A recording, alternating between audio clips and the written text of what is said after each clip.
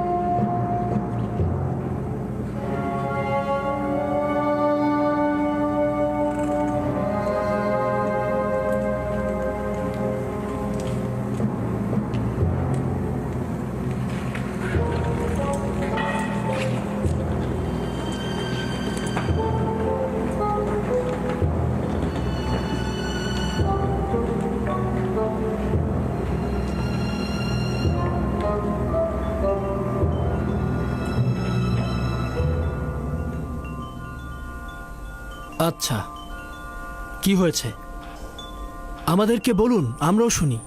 আমি অসংখ্যবার তালাশ করেছি, নক্ষত্র ও তারাপুঞ্জিদের অবস্থান নির্ণয় করেছি, মৃতের আত্মরাত অন্বেষণ করেছি, শয়তান ও প্রেতাত্মাদের সহযোগিতা কামনা করেছি যেন আপনার খোয়াবের ব্যাখ্যা করতে পারি, কিন্তু এমন কোনো খোয়াব নেই যেগুলি আমরা ব্যাখ্যা করতে সক্ষম হইনি, কিন্তু আপনার খোয়াব একেবারেই ভিন্ন। এই খোয়াবের ব্যাখ্যা দেওয়া আসলে আমাদের পক্ষে সম্ভব নয়। মহামান্য বাদশাহ, আমরা 3জনই আমাদের জাদুশাস্ত্র ও সামর্থ্য দিয়ে আপ্রাণ চেষ্টা করেছি, কিন্তু পারিনি।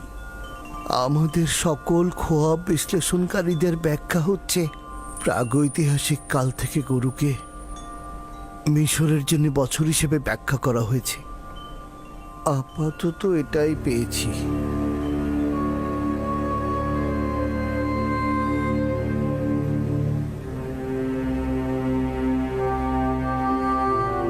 বছর?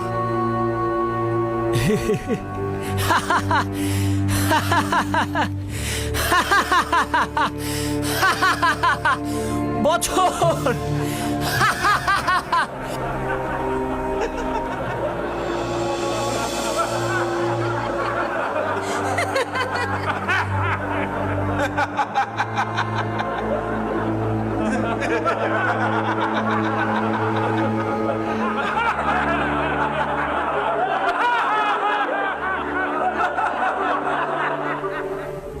পাহাড় খুঁড়ে ইঁদুর বের হয়েছে আর নীলনদ থেকে মশার জন্ম হয়েছে।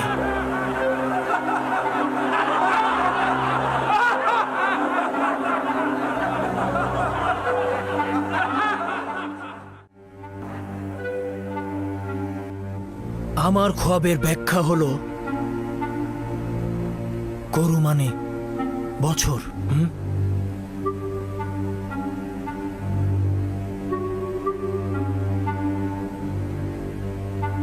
আচ্ছা ইউজারসিফ, এবার তুমি বলো, তোমার খোয়াবের ব্যাখ্যা দেওয়ার পালা।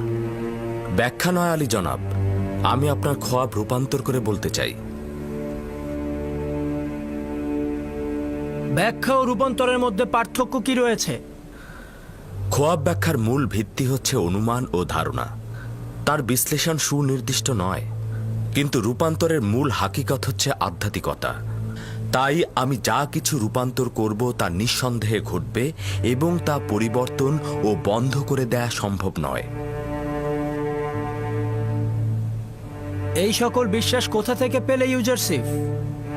নিজের প্রতি অনেক বিশ্বাস আছে তোমার। আমার পরওয়ারদিগারের নিকট থেকে আলী জনাব, আমি নিজে থেকে কিছুই বলি না, তিনি আমাকে রূপান্তর শিক্ষা দিয়েছেন। এগুলো যা বলছো অতিরিক্ত বাড়াবাড়ি ছাড়া কিছুই নয়।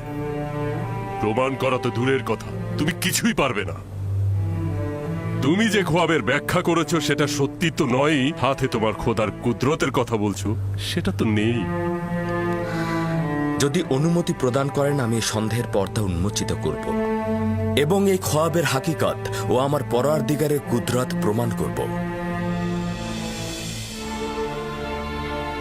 জনাব অজ্ঞামোহর যদি সম্মত হন তাহলে পরস্পর সমঝোতার ভিত্তিতে খোয়াবের রূপান্তর করব।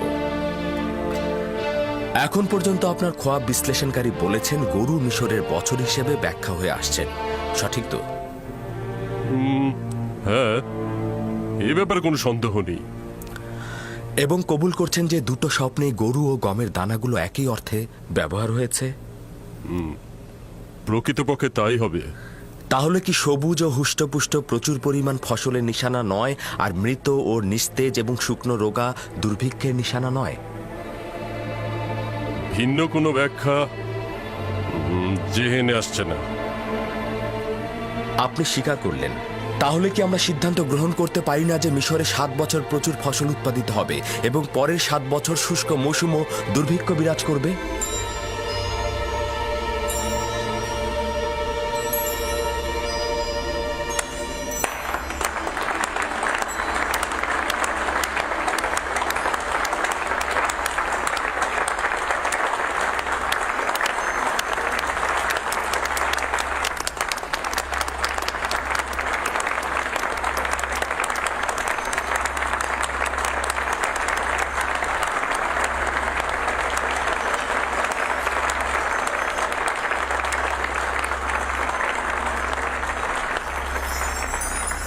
সাবাস সাবাস ইউজারসিফ, এটি আমার খোয়াবের সর্বোত্তম এবং নিকটতম ব্যাখ্যা। এটাই সঠিক ব্যাখ্যা। জওয়ান ইউজারসিফ সঠিক ব্যাখ্যাই করেছেন।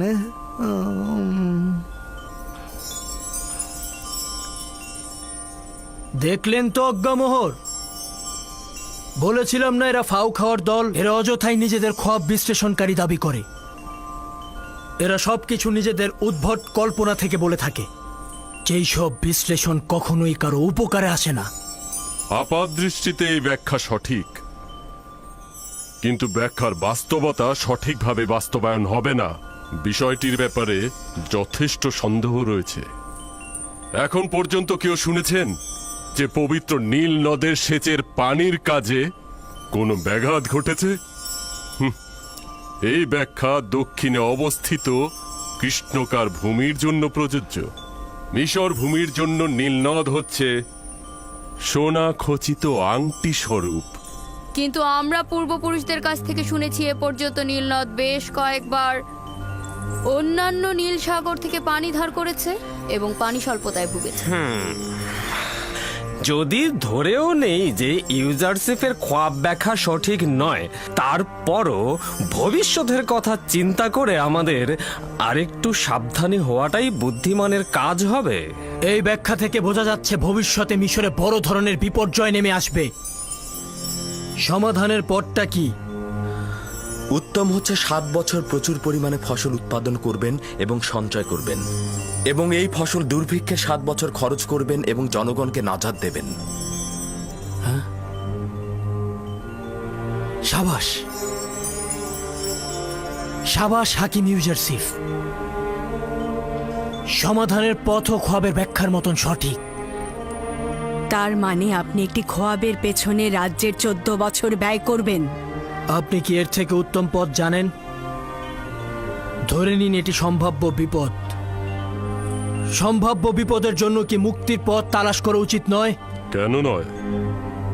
কিন্তু লক্ষ্য রাখা উচিত 14 বছর একটি জাতি তার মূল্যবান সময় একটি খোয়াবের ব্যাখ্যার জন্য ধ্বংস করে দেবে এবং রাজ্যের সকল মূলধন নিয়ে উদ্ভট সব বিপদের সঙ্গে সংগ্রাম করবে মহামান্য বাদশাহ।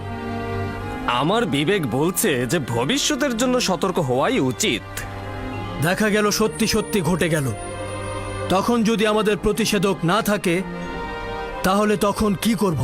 যেহেতু আমরা ভবিষ্যৎ জানতে পারলাম, এখন আমাদের সতর্ক হতে হবে। এখন যেহেতু সমাধানের পথ পেয়েছি, এই ভয়াবহ বিপদ আমরা মোকাবেলা করতে পারবো। আমরা ইউজারশিপের প্রতি কৃতজ্ঞ যে উনি আমাদের বিপদ সম্পর্কে সজাগ করেছে। আমরা ইউজারসিফের খোদার নিকট শুকরিয়া জ্ঞাপন করছি। ইউজারসিফকে শুকরিয়া, কারণ সে ভিন্ন খোদার অনুসারীদেরকেও সহযোগিতা করেছেন। ইউজারসিফের পবিত্রতা ও তার গুণা থেকে বিরত থাকার কথা সবাই শুনেছেন। আজকেও তার হেকমত ও বুদ্ধিমত্তা সম্পর্কে আমরা সবাই অবগত হলাম। সকল খোয়াব ব্যাখ্যাকারী যে ব্যাখ্যা দিতে পারেনি, সে সেই ব্যাখ্যা দিয়েছে। আজ থেকে তাকে নিজের আমিন হিসাবে নির্বাচন করলাম। আজ থেকে আমার নিকট তার জায়গা হচ্ছে নিরঙ্কুশ। তার জায়গা আমার দরবারে।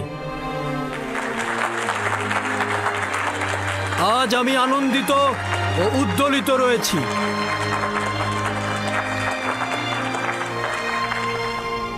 আমি চাইছি না এই খুশি তোমার খোয়াব ব্যাখ্যাকারীদের শাস্তি দিয়ে ক্রোধে রূপান্তরিত হোক। আজ মিশরের খাদেমদের এবং তাদের খোয়াব ব্যাখ্যাকারীদের অক্ষমতা আপনাদের সকলের সামনে প্রকাশিত হলো এবং আপনারা দেখলেন যে আমুন খোদার চাইতো শক্তিশালী খোদা রয়েছে। আমার খুশি ক্রোধে রূপান্তরিত না করতে চাইলে এখান থেকে চলে যান।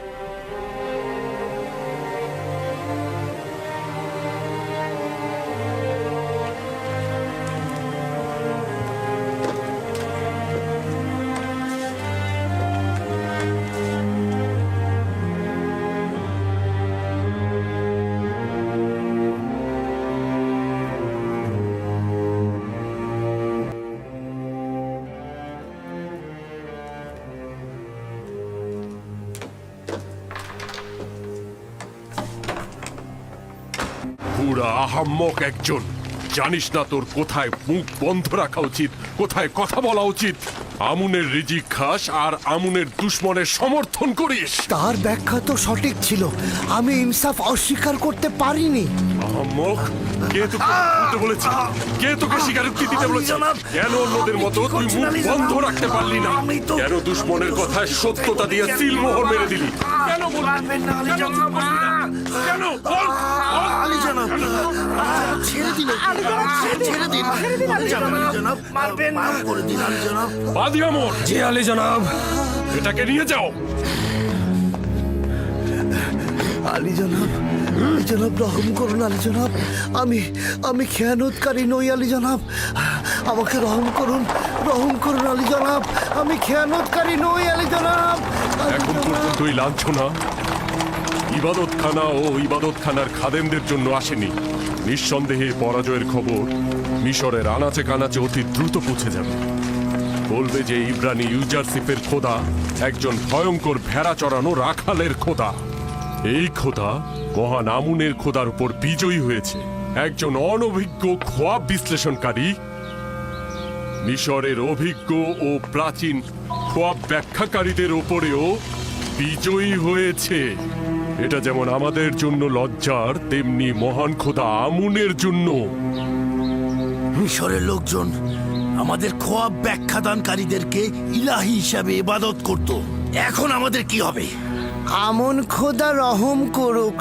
জানি না এই অপমানের প্রতিশোধ কবে নিতে পারবো।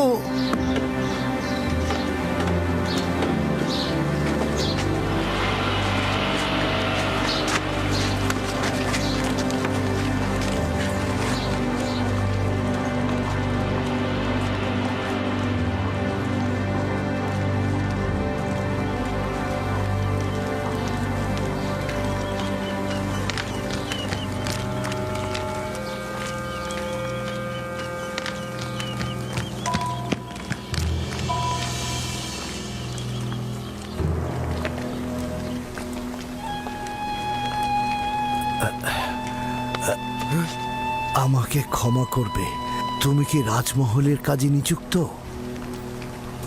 তুমি কি চাও? ইউসুফ, দুঃখিত, ইউজারশিপ। তো তুমি কি ইউজারশিপকে চেনো? তাকে কি দরকার? সে কি এখন এই রাজমহলে আছে? মনে হয় আছেন। আমি আমি আমি তার একজন বন্ধু। তুমি ইউজারশিপের বন্ধু? হ্যাঁ, আমি আমি মালিক ইবনে জার। ইউজারশিপকে বলবে যে মালিক 20 বছর ধরে তার জন্য অপেক্ষা করছে।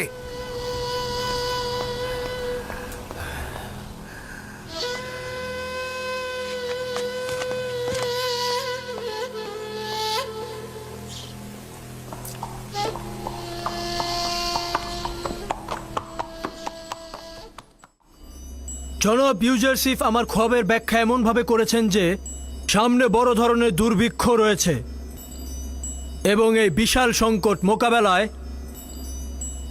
অর্থমন্ত্রীর দায়িত্ব এমন কাউকে দেওয়া উচিত যিনি বিশ্বস্ত ও নেককার হবেন এবং প্রজ্ঞাবান হবেন। আপনারা মিশরের গণ্যমান্য ব্যক্তিগণ এমন কাউকে কি চেনেন?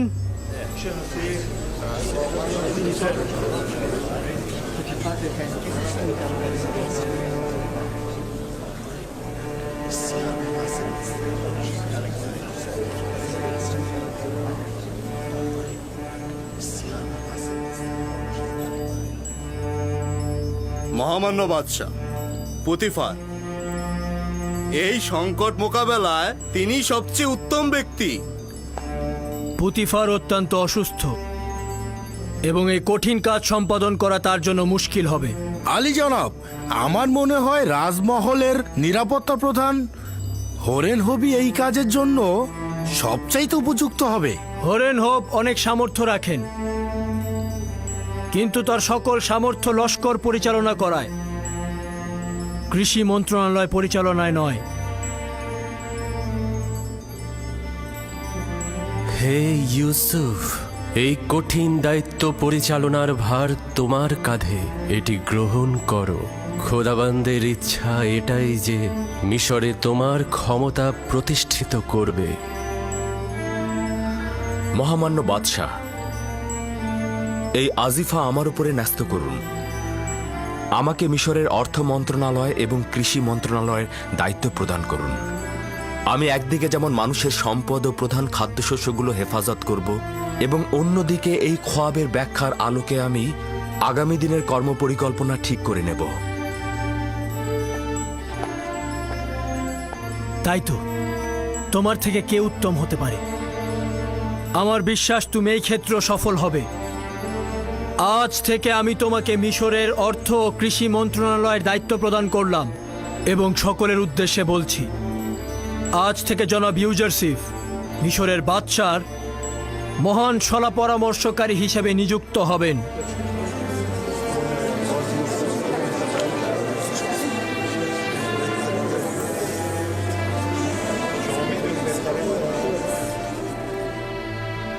জোয়ানটি আমার অপরিচিত, কিন্তু সে বেশ জ্ঞানী। আচ্ছা, কিন্তু তোমার কি মনে হয় এই যুবক সেরকম কঠিন কাজ করতে পারবে? তা জানি না।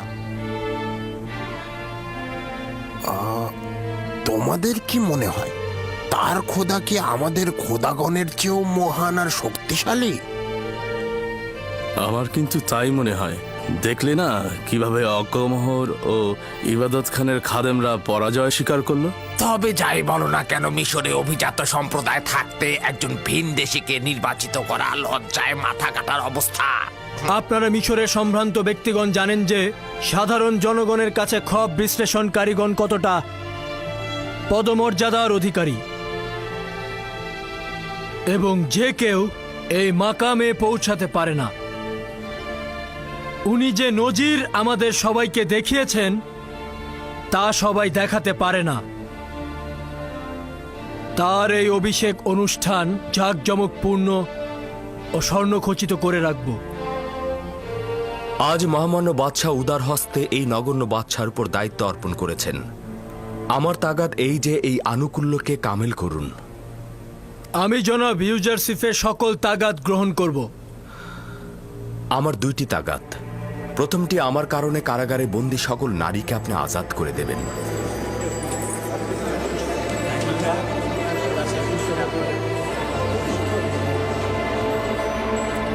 এবং দ্বিতীয়টি, জাভিরা সকল কারাবন্দীকে আপনি মুক্ত করে দিন।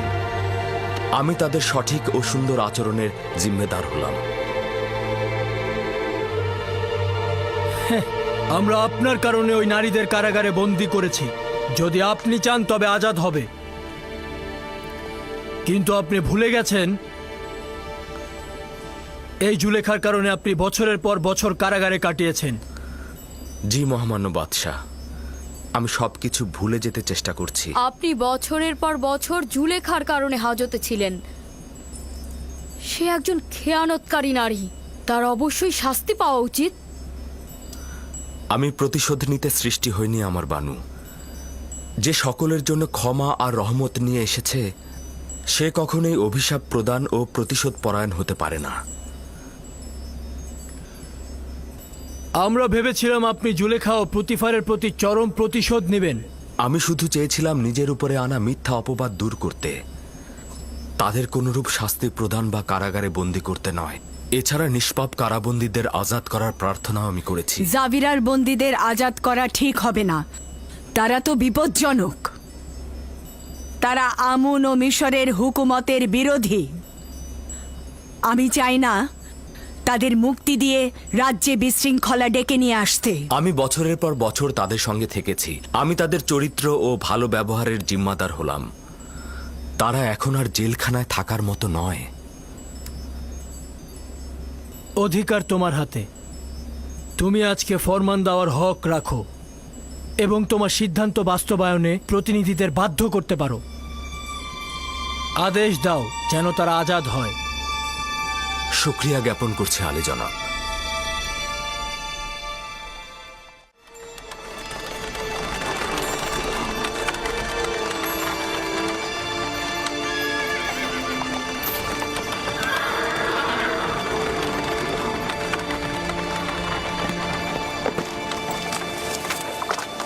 বার্তা গ্রহণকারীকে খবর দাও।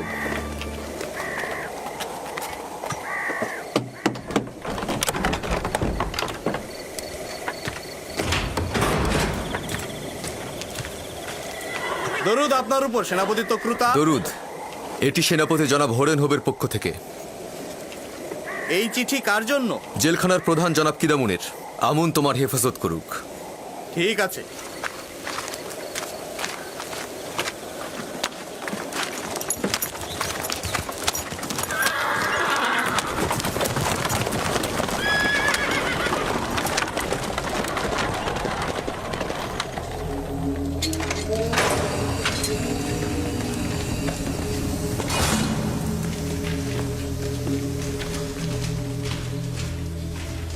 এই দরজা খোলো।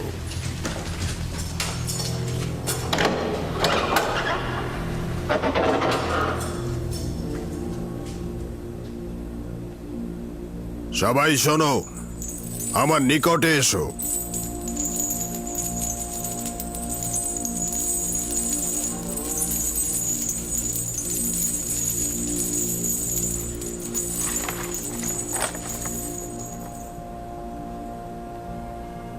মিশরের বাদশার সলা পরামর্শকারীর পক্ষ থেকে জাভিরা কারাগারের প্রধান কিদামেনকে জানানো যাচ্ছে যে জাভিরার বন্দীদের উত্তম চরিত্র ও আচরণ সম্পর্কে অবগত আছি, এবং আমি এও জানি যে অসংখ্য বন্দী জুলুমের শিকার হয়ে কারাগারে বন্দী হয়েছে এবং তারা বেগুনাহ। তাই অবশিষ্ট দিনগুলোর জন্য সকল কারাবন্দীদের সাধারণ ক্ষমা ঘোষণা করা নিজের জন্য ওয়াজিব বলে মনে করছি, এবং এই মর্মে সকল কারাবন্দীকে সাধারণ ক্ষমা ঘোষণা করা হচ্ছে। মিশরের বাদশার সলা পরামর্শকারী ইউজারসিফ।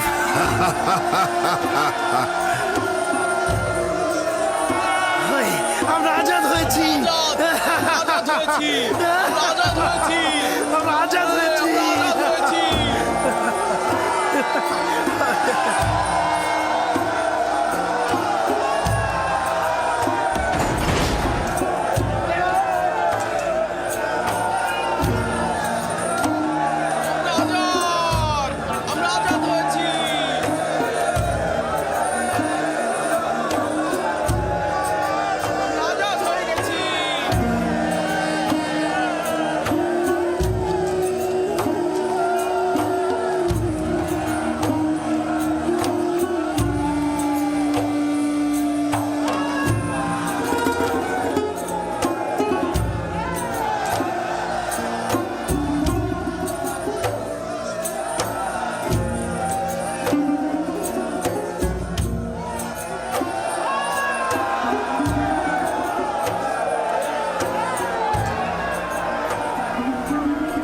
ইউজারশিপকে ছাড়া জামিরা কারাগার বিষাদময়।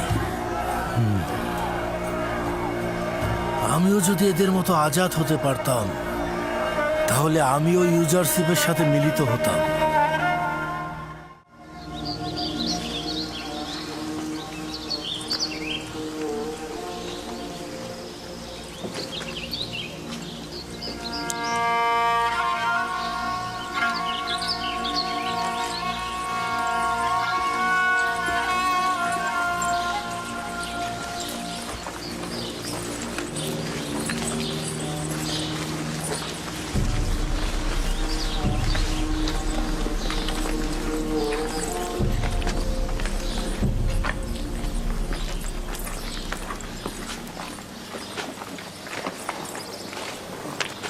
আসলেই আমরা আজাদ? জি, মহামান্য বাদশাহর প্রধান পরামর্শক জনাব ইউজারশিপের ফরমানে আপনারা আজাদ হয়েছেন। তুমি কি বলছো? ইউজারশিপ মহামান্য বাদশার শলা পরামর্শকারী হয়েছে? জি, সেটাই হয়েছে। শুনেছ? ইউজারশিপ বাদশাহ আমেন হতেবের শলা পরামর্শকারী হয়েছে। জানো এর মানে কি? এর মানে বাদশাহ তার প্রতি আকৃষ্ট হয়েছে। এটাও কি সম্ভব যে কেউ ইউজারশিপের সান্নিধ্যে থাকবে আর সে তার ফাঁদে পড়বে না? এটা কেবল শুরু মাত্র। এরপর অসংখ্য অসংখ্য লোক তার প্রতি আকৃষ্ট হবে।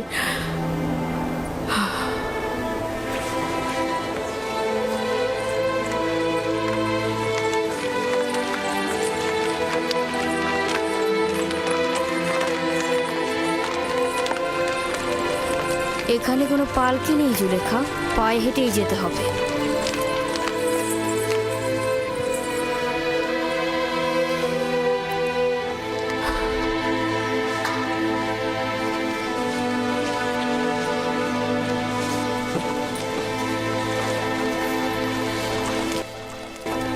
আমি তো শুনেছি আমুনের খাদেমরা নাকি তার মোকাবেলায় অক্ষম হয়েছে। শুনেছি ইউজারশিপ যা বলে তাই ঘটে যায়। খোয়াবের ব্যাখ্যা সে নাকি তার খোদার কাছ থেকেই শিখেছে। হ্যাঁ, আমিও শুনেছি সে অবিরত তার খোদার কথাই বলেছে। সবাই বলা বলি করছে তার খোদা নাকি আমনের খোদার চাইতেও বেশি শক্তিশালী। হ্যাঁ,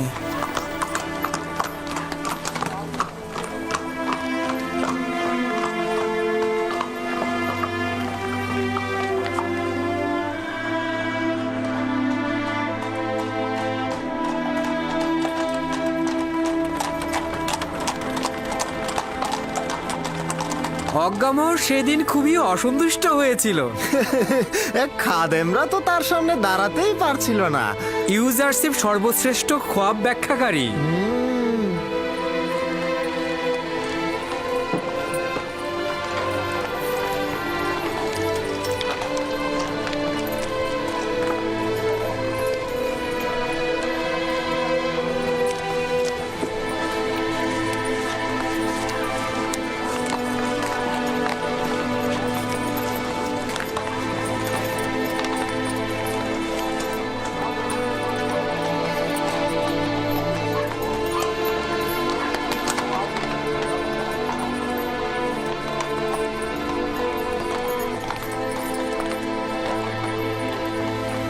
সে বলেছে 7 বছর অফুরন্ত নেয়ামতের বৃষ্টি এবং 7 বছর দুর্ভিক্ষ থাকবে।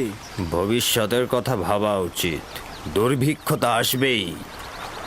কিন্তু তার কথা কি সত্যি হবে? ওইখানে বলা বলি হচ্ছিল ইউজারশিপ খোয়াবের ব্যাখ্যায় ভুল করে না, আর বিবেকবানরাও কিন্তু হুঁশিয়ার হওয়া থেকে বিরত থাকে না। যদি ইউজারশিপ এই খোয়াবের ব্যাখ্যা করে থাকে তবে নিঃসন্দেহে এই ঘটনা ঘট।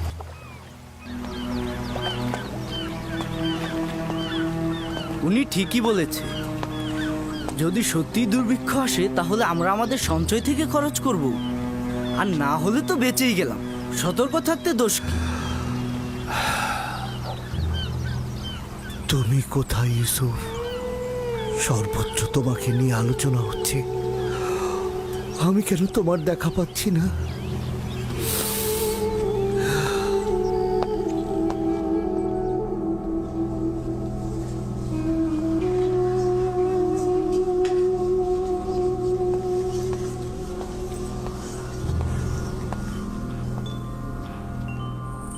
আমাকে ডেকেছেন?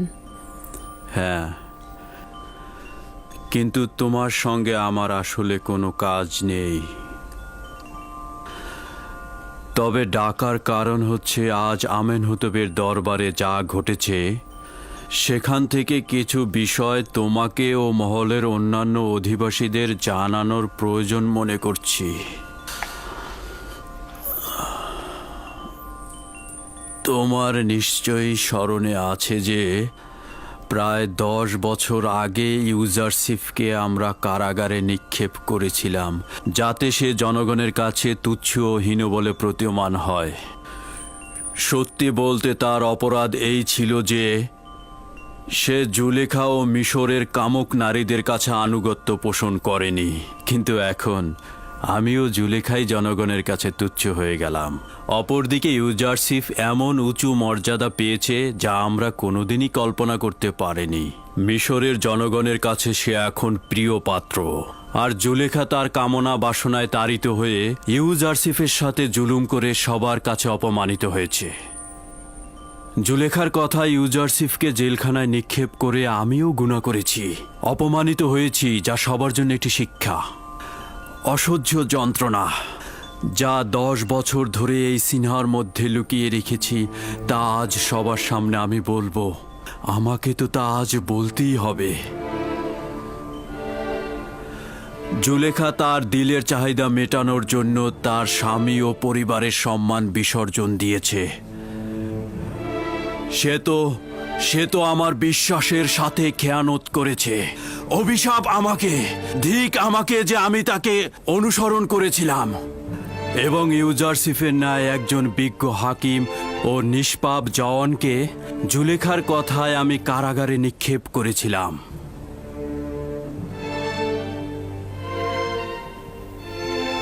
আমি নিজের গুনাহ স্বীকার করেছি, কিন্তু ইউজারশিপ, তার সম্পর্কে আপনার অনুমোদন ও বর্ণনা অনুযায়ী বলা যেতে পারে যে আমি নিচু জাতের কোনো ইনসানের সাথে প্রেম বন্ধনে লিপ্ত হইনি। তুমি তোমার অশ্লীল কথাগুলো উপলব্ধি করছো না। তোমার কথার তাফসির হচ্ছে এই যে স্বামীর চাইতে উত্তম কাউকে পাওয়া গেলে বিশ্বাসের খেয়ানত করা বৈধ এবং নিজের লালসা পূর্ণ করার জন্য সবকিছু ধ্বংস করে দেয়া যায়। অভিশাপ জুলেখার মতো কামনা বাসনার অধিকারী নারীদের উপর এবং অভিশাপ আমার মতো পুরুষের উপর, যে কিনা জুলেখার পাপকে ঢাকতে একজন নির্দোষ যুবককে জেলে পাঠায়।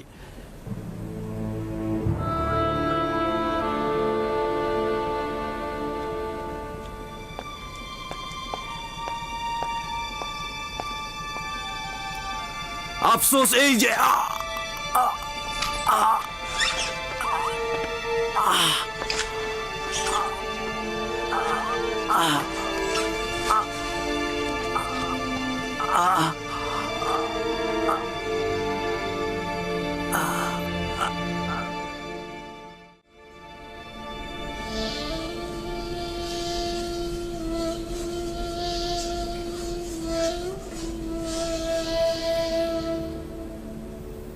মেনি সাবু।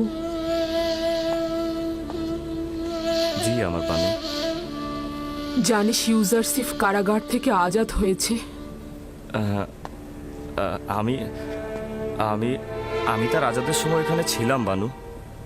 জানিস সে এখন মিশরের অর্থমন্ত্রী এবং বাদশার শ্রেষ্ঠ শলা পরামর্শক হয়েছে?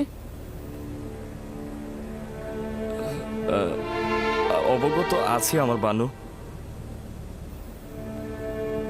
সে তার নিজের আজাদের পর সকল কারাবন্দীদের আজাদ করেছে। ইউজারসিফের কাছ থেকে এর ব্যতীত আর কি আশা করা যায় বানু? মিশরের খেয়ানতকারী নারীদেরও তার পক্ষ থেকে আজাদ করা হয়েছে। অন্য কেউ থাকলে এভাবে আজাদ করে দিত না। সে এখন তোকেও আজাদ দেখতে চায়।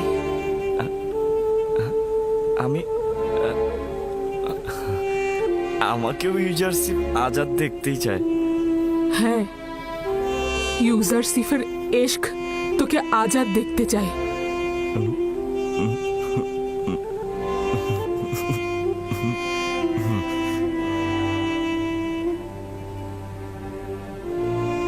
এখন থেকে তুই আজাদ এবং ইউজারসিফের নিকট যেতে পারিস। জোলেখা কি ইউজারসিফের মতো হতে পারে না এবং তার মতো ক্ষমাশীল এবং মহানুভব হতে পারে না?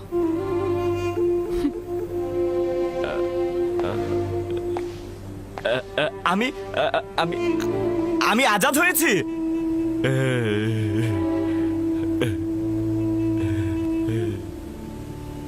আমি আজাদ হয়ে গেছি। আরে এত ভারী লাগছে কেন? ভালো করে ধরো তো, শক্ত করে ধরো, ধরো ধরো। আসলে এটা কি হতে পারে? আগে উপরে তো তুলি। ধরো, সাহায্য করো, টানো টানো, উপরে তোলো এটাকে, ধরো উপরে উপরে তোলো। হ্যাঁ, উপরে তোলো। হ্যাঁ, আরে এ তো দেখছি আমুনের ইবাদতখানার প্রধান খোয়াব ব্যাখ্যাকারী।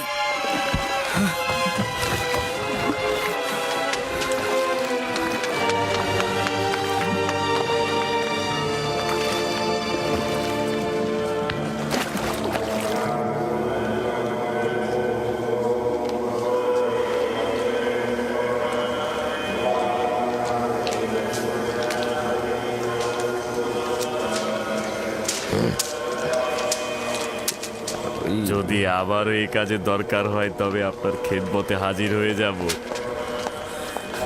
আমাকে একটু বলবেন জনাব পদে আমন কোথায়?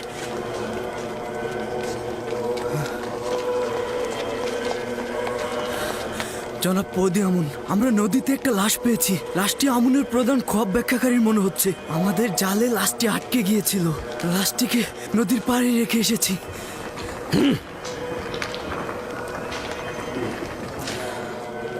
তুমি এখন এই জেলের সঙ্গে যাবে। নদীতে একটি লাশ পাওয়া গেছে, ওটা আমাদের প্রধান খোয়াব ব্যাখ্যাকারীর বলে মনে করছে। যদি তাই হয় তাহলে লাশটা নিয়ে আসবে। জি জাহাপনা।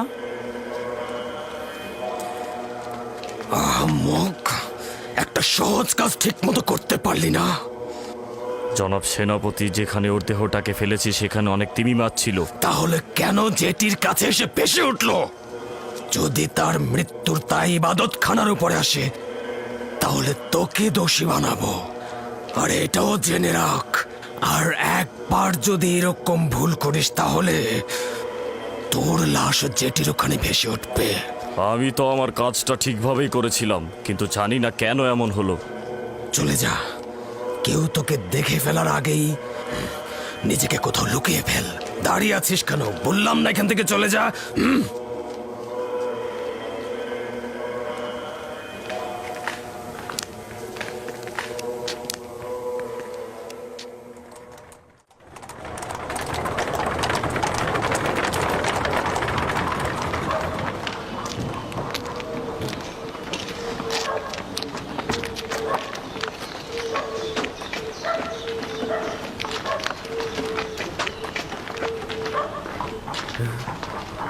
খোয়াব বিশ্লেষণকারী।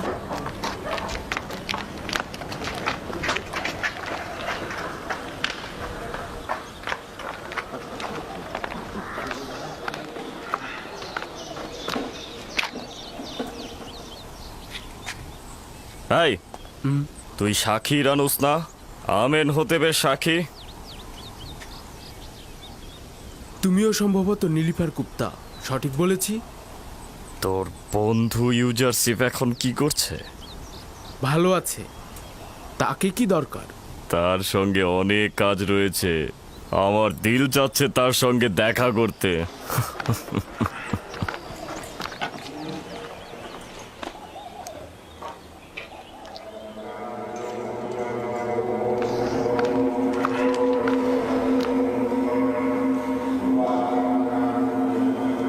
কোথায় ছিল? তাকে কোথায় পেলে? কোথায় পেলে তোমরা? যেটির পায়ের সঙ্গে লেগেছিল আলী জনাব। খোদাবন্ত তাকে রহম করুক। তিনি ইবাদতখানার একজন বয়োজ্যেষ্ঠ খোয়াব ব্যাখ্যাকারী ছিলেন। আমি অনুমান করছি সেই ইউজারশিফের সাথে মোকাবেলায় পরাজয় লজ্জা সহ্য করতে পারেনি। এটা তার কাছে খুব অপমানজনক মনে হয়েছে, আর এই কারণে সে নিজেকে নীল নদে ডুবিয়েছে। তার মতো একজন বয়োজ্যেষ্ঠ খোয়াব ব্যাখ্যাকারীর পক্ষে এটা মেনে নেওয়া খুবই কষ্টের ছিল যে মহামান্য বাদশার খোয়াব ব্যাখ্যায় তিনি ব্যর্থ হয়েছেন, আর সেই জন্যই তিনি আত্মহত্যা করেছেন। তাকে সম্মানের সাথে পশ্চিমে নিয়ে যাবে, তাকে মমি করো আর একটি কবরে দাফন করো।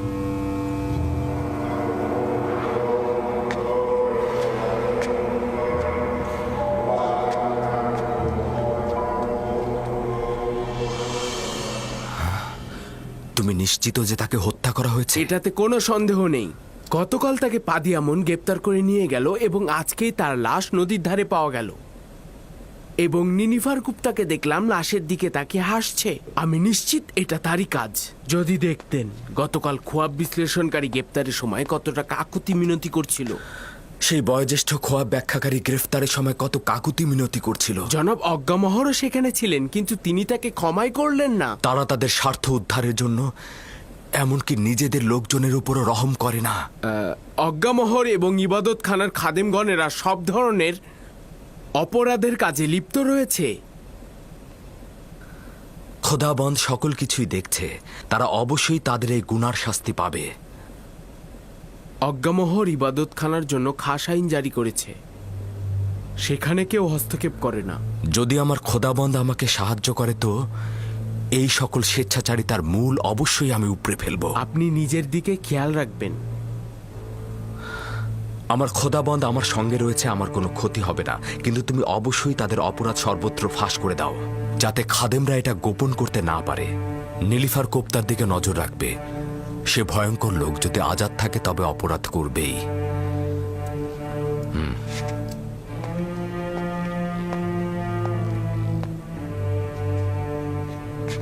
একটা বিষয় বলতে ভুলে গিয়েছিলাম আলী জনাব। কিছুদিন পূর্বে একজন বয়োজ্যেষ্ঠ লোক, যে কিনা মিশরের আদিবাসী নয়, সে আপনাকে খোঁজ করছিল। তার নাম বলেনি? হ্যাঁ বলেছিল, কি জানি নাম, মালেক। মালেক, হ্যাঁ মালেক। আবার মালিক ইবনে জার নয় তো? কেন নয়, মালিক ইবনে জার, সেই বলেছিল। এটা কি করে সম্ভব?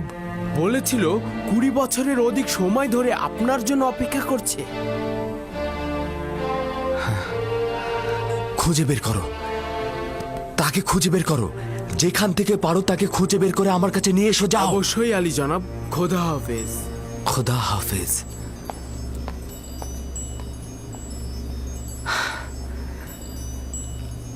মালিক ইবনে জার, এতদিন পর কোথায় ছিল এতদিন?